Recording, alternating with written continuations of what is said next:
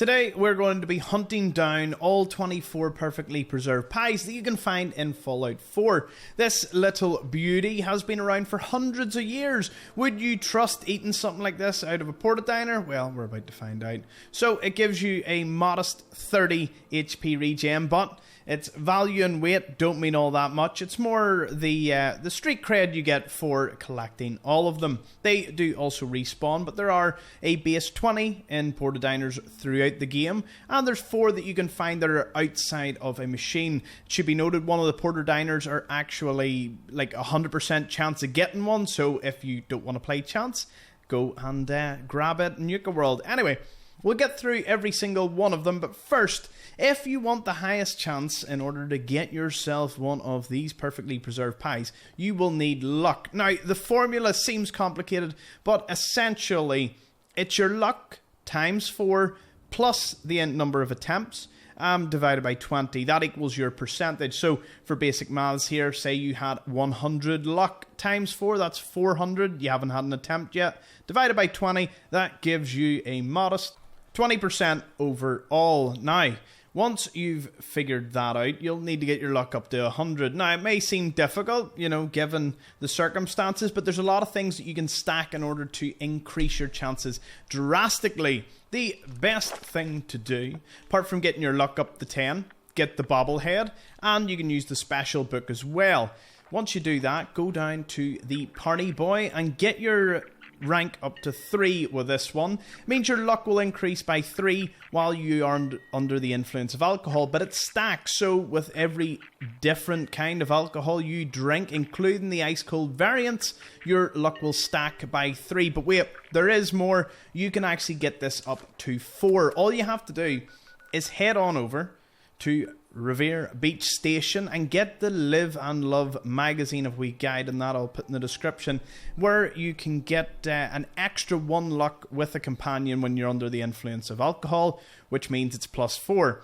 That stacks one another, so let me look at my stats right now. We're currently running 10 luck. If I was to drink, say, the best moonshine, that'll put me up to 13, up to 16, the Dirty Wastelander, rum, vodka, whiskey, wine, all the Gwinnets, all the ice-cold Gwinnets, Nuka-Cola Dark, Nuka-Cola Bomb Drop, as well as the Lucky Rabbit Skewer that you can cook in Far Harbour. There's a few other things that will increase your luck, as well as just lucky legendary items, so left arm, right arm, that you will get just as random drops. There is the chance of going the unyielding route, which will give you plus 3 luck if your health's under 25%.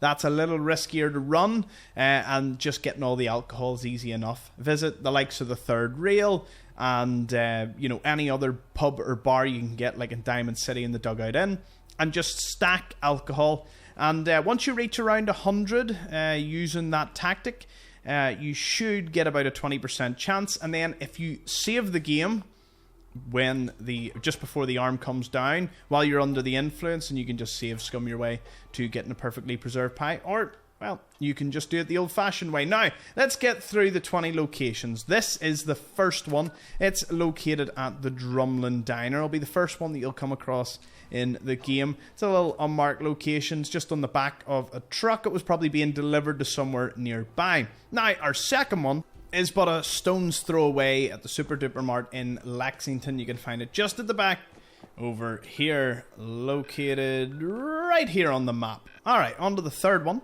Can be found at the CIT ruins. Now, if you go a certain ending and this place happens to turn into a massive crater, you won't be able to access the porta-diner anymore. So if you want to get it, head on over to the CIT Rotunda. Once inside the Rotunda, take a right and we'll want to climb our way up the stairs, passing by the battle between both super mutants and synths as they kind of wrangle for control of this particular building. Obviously, the synths don't want the super mutants camping right above their headquarters, even though they're really far into the ground. It doesn't matter so much. You don't want the greenskins too close. And in the kitchen is our next porta-diner. CIT ruins, of course, just being south of the Kendall Hospital and the Cambridge Police Station. The next one is at the Medford Memorial Hospital. This place is crawling with super mutants, so you've got to fight on your hands in order to get to it. There's no real stealthy approach to this, it's all guns blazing the moment you walk into the lobby here. Go straight to this door, into the right to the kitchen, and you'll find it right at the back here. Taking a quick break from fighting super mutants, this next one has no enemies around it. It's just southeast of Graygarden, across from the Beantown Brewery, in between all these Polski shelters, which the previous occupants here don't really have any use of it, so try your hand at getting this one. Another handy porta-diner with no enemies is just beside the USS Constitution. Once you fast travel in, head right over here, and boom, you can find it. It's sitting over a nice view of the city if it's not as foggy, and you can even get some power armor over at that crashed vertibird. Our next one is at Fort Strong. This place requires you to do a little bit of swimming. It's actually located on a barge off the coast, so if you just head between south and east, so southeast, and just keep on swimming, the barge won't be visible for a moment. You should see the cooler will spawn in first and then the rest of the barge. Rather than southeast, it's more just east. Once I get to it, I'll show you directly on the map where it is, right about here.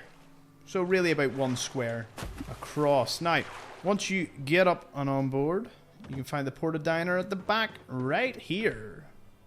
I almost forgot that Malden actually has a 2-for-1 deal on porta-diners. Head on over to the Malden Centre or just at the back of the Medford Memorial, and if you just walk around the back, you can find yet another one in this town. This next one is in Diamond City. In fact, it's in the Dugout Inn, but the one interesting thing about it is that you have to steal it in order to get it. So I find the use of a stealth boy particularly useful. Kind of hide at the corner of the door, hope no one's standing too close. Activating doesn't count as stealing, but trying to take it does, which is kind of strange, isn't it?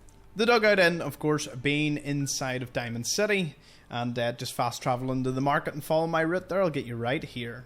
This next one is an unmarked location. Again, no enemies in the area, so just head on to the Old North Church, the railroad headquarters, and head straight west up this street, and you'll pass actually 2 unmarked locations, one being the boxing gym, which has one of the largest quantities of lead in the game, and then if we jump across, we can find Mean Pastries, which inside has several cats, as well as another porta-diner.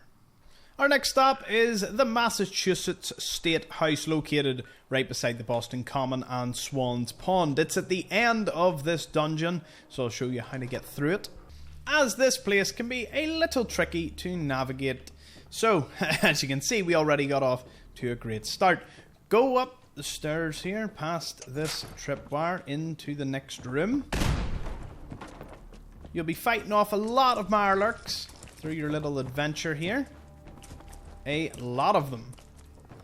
This place is both a raider stronghold as well as a Mirelurk nest. So once we get into the main room, drop on down. You'll be encountering plenty of Mirelurks for this one. Although if you try and do a gauntlet run, I suppose it is doable. There's just a lot of sneaky lurks that are going to appear as you try to get through this place. Follow the red wire all the way into the next section, and you'll find it, this little terminal, and all you have to do is open the emergency door. Now obviously things get a little more difficult when this mama lurk appears. Run through here, traps upon traps upon traps to keep all of the Mirelurks out and the raiders safe. Then you encounter the raiders. That's when the real fun begins. So, keep on running along here, up the back, and then behold the porta-diner. The next one is once again occupied by super mutants. It's in Hub 360, which is an unmarked location between the Harbour Master Hotel and the Fallon Sky Bridge, just directly in the middle. It's a rather large complex, hard to miss, and it has several entrances into the lower level, where you can fight yourself through a few of the greenskins, and the porta-diner can be found right here. We're now over at the Dartmouth Professional Building, located just south of the Boston Public Library. Normally this is a very heavy war zone between some warring factions, super mutants, raiders and others. But once you go inside, it's a tiny room. But what you can find inside is another porta-diner. If you're tired of fighting super mutants, well, this place gives you the opportunity to fight some gunners for that pie. This is the Mass Bay Medical Centre in the downtown of Boston, and you'll find it directly in through the front entrance. Just walk on in, check reception, and straight into the kitchen, and you'll find it just sitting over here. It seems super mutants are really attracted to any porta-diner location. This is the Fallon's department store in the southern portion of the map, where we'll find another porta-diner, and all we need to do is take out all the resident super mutants between us and the porta-diner. Although it is pretty easy. You just walk straight in, and it's found on the right hand side here. Now, this porta-diner is actually locked behind a quest, and there's a lot of enemies and steps in order for you to get to it.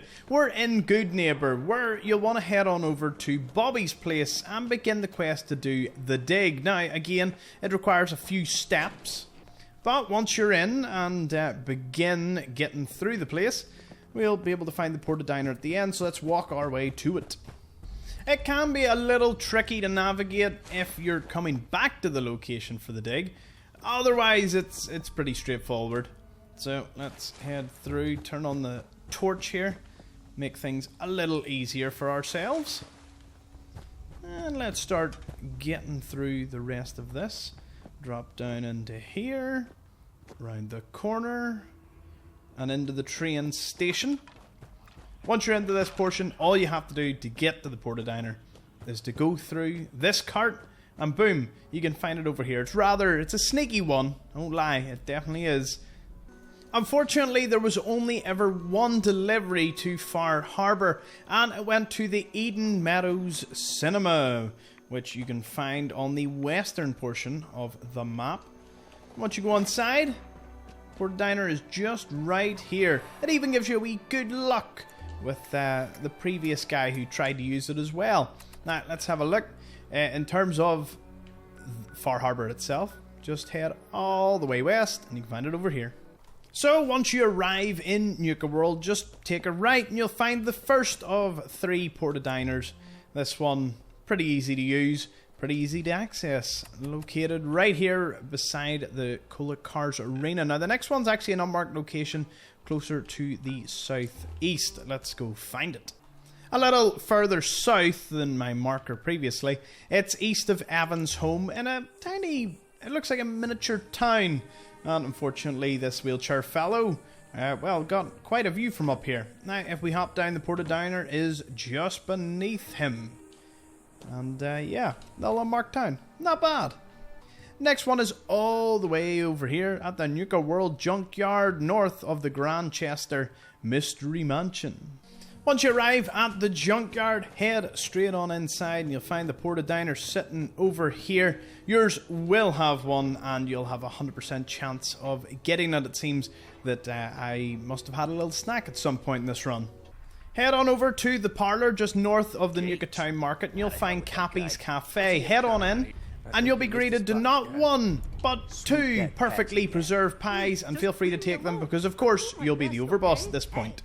Our next perfectly preserved pie that's not in a porta-diner is over at Fizz Top Mountain, the headquarters of the Disciples. Now, this one requires a little bit of ingenuity to get to. In short, it's right above the door. Right there. But in order to get to it, you'll need to climb a metal beam that's a little higher. So, let's scoot our way around. And this will be the best place to get on top of the beam. As I said, be careful. Move your way across. Don't worry, the barbed wire won't hurt you. And in fact, there's a little stash over here that you can access before dropping down. And you can find a jangle sitting on a toilet with a load of the Vault Tech food paste. But a perfectly preserved pie. Now, there is one last one that you can get, and it's in the Mechanist layer, part of the Automatron DLC. The next one is in the Mechanist's lair. This place is basically the Robco Sales and Service Centre. So once you're doing the Automatron DLC and you get to the eventual point where you try to find the Mechanist, you'll enter a room like this. It's a production room, and if you walk all the way to the end, you'll find the Eatatronic just over here, and inside, the last perfectly preserved pie. With the 20 ported diners and the 2 from Cappy's Cafe, as well as the 1 from the Mechanist Lair and Fizztop Mountain, that brings us to 24 perfectly preserved pies for your collection. Display them with pride, knowing that you can stack luck to get them and where to find every one of them. Also, all the ported diners do respawn. As for the ones that sit in the Eatatronic and Cappy's Cafe, they don't respawn, so you can continually get the ones from the ported diner, except the one in the Nuka-World junkyard. It doesn't respawn either, so the 100% chance one, nope. But the rest, they come back after like a week in game. So thank you for watching.